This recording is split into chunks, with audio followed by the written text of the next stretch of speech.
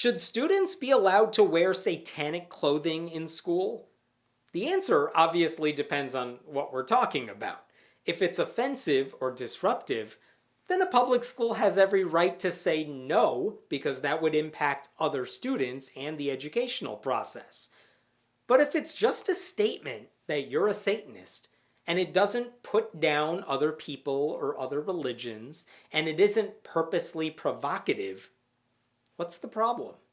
That question is at the heart of a recent debate in Hays, Kansas.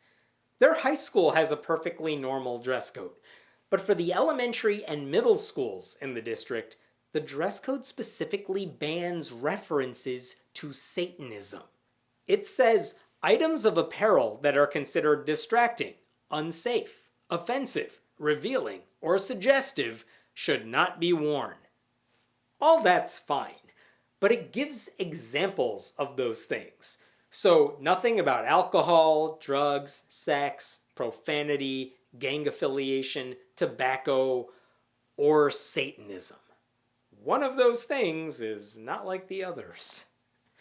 What exactly is the fear regarding Satanism? If the word is meant to be synonymous with evil, it's a huge leap, especially when an argument could be made that modern Satanists are a religious minority, no different from other ones. This policy selectively picks one kind of belief, pretends that it's uniquely horrible, and bans kids from embracing it. The Satanic Temple, which doesn't represent all Satanists but gets plenty of attention, even has a list of 7 fundamental tenets that sound way better than the Christian commandments. They include: 1 should strive to act with compassion and empathy toward all creatures in accordance with reason.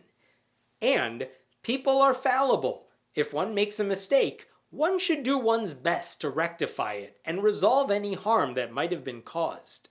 Not evil. Not even close.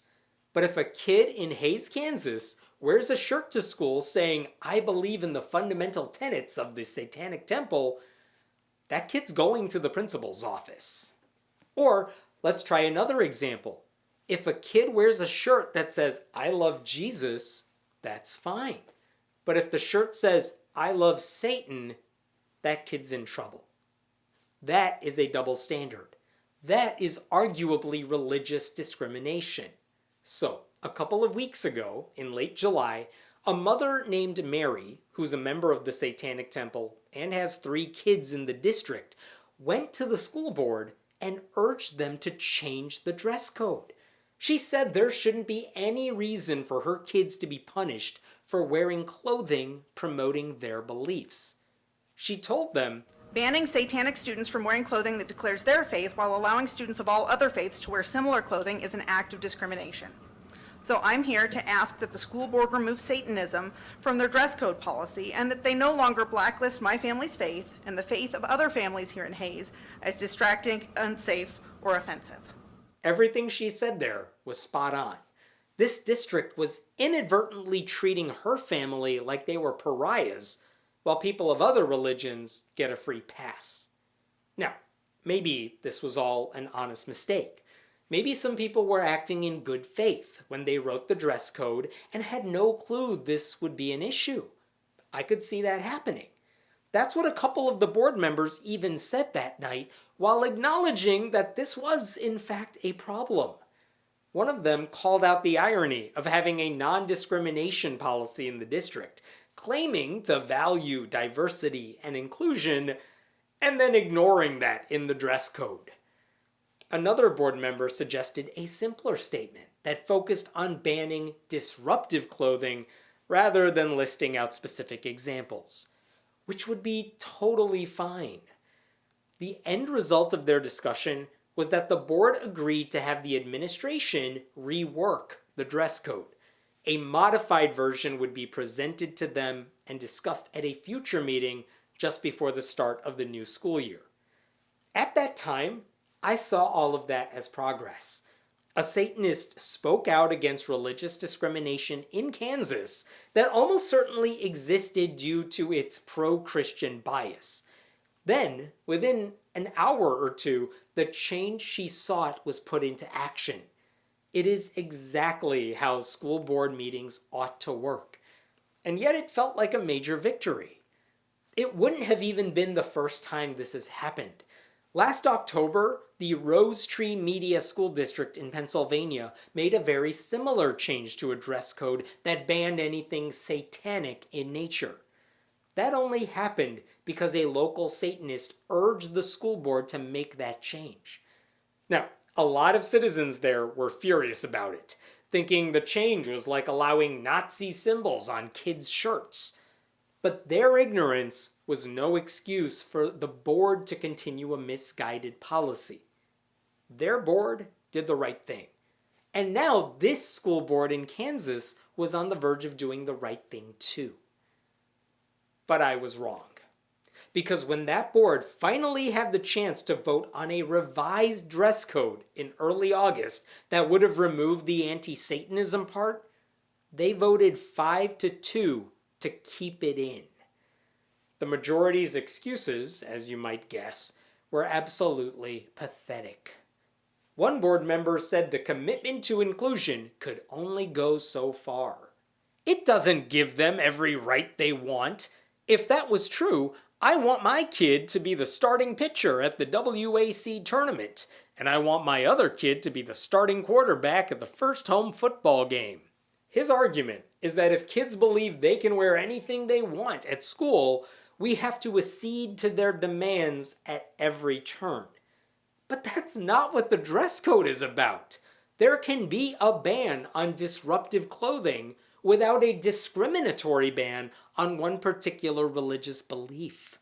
There is no parallel between that situation and demanding a particular position on the football team, which should be based on talent. Another board member wasn't any more sensible. What you're saying is that if someone comes and complains, we've got to live in fear and change everything every time someone comes and complains? If there hadn't been that complaint that night, we would have all approved it as is, and there wouldn't have been any controversy at all. What the hell does he fear? If a parent makes a sensible suggestion at a board meeting, it is literally the board's job to consider it and make necessary changes if needed. Nothing Mary called for involved fear or any kind of burden. And if she hadn't said anything, look, it's probably true that the policy would have remained in place and we wouldn't be talking about this right now. But that is not a cause for celebration. When a mistake is pointed out, that person should be thanked, not treated like a pest. A school board member's job is literally listening till people come and complain, and if those people are right, make the appropriate changes. If you can't do that, you shouldn't be on the school board. The board's president, however, didn't understand the problem either. We live in a society right now where everyone is trying to push their values. Everyone who walks in the door or emails me has their own set of values that they are trying to set for the school district. Not very many of them are able to say it's because it's good for kids. What values does he think Satanists want that aren't already the district's policies? Mary wasn't pushing her values on anyone. Though, let's admit, the community would be far better off if she did. All she wanted was for her kids to be treated the same way as other kids instead of discriminated against because of their satanic beliefs. This guy sees that request for equality as some kind of inconvenience. Her change, by the way, would be good for kids because it lets them express themselves in a way that does not hurt anyone else.